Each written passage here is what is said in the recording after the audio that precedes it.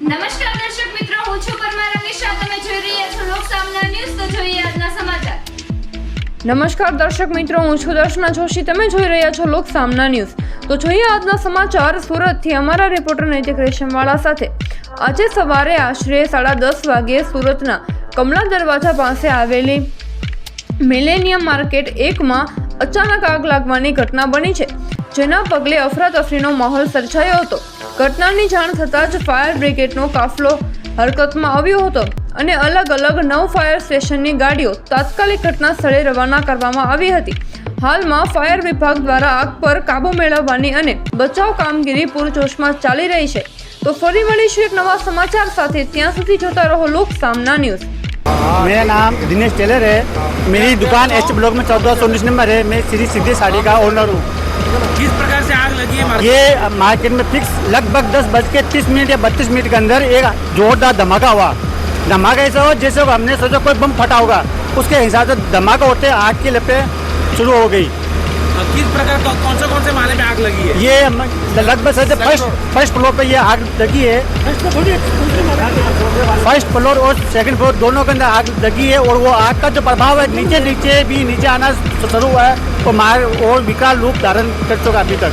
कितना माल जला होगा आपके हिसाब से? मेरे हिसाब से जिस दुकान में आग लगा है लगभग 90% माल पूरा का पूरा जल चुका होगा.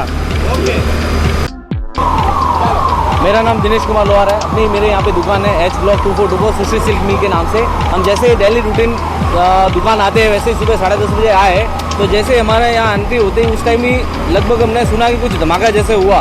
शायद एसी कंप्रेशन फटा या कुछ हुआ. उसके बाद ही 5-10 मिनट के बाद में धुआं स्टार्ट हो गया था, वो भी सेकंड फ्लोर पे.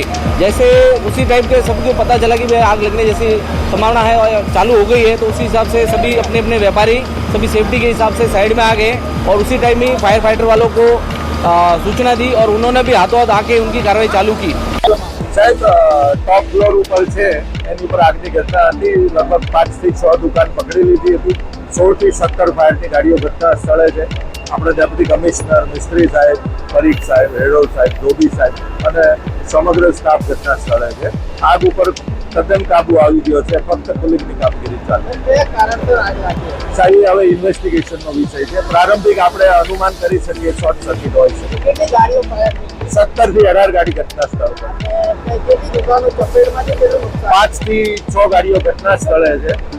આગ પત્યા બાદ આ ઇન્વેસ્ટિગેશનનો સબ્જેક્ટ છે. એની ઉપર કઈ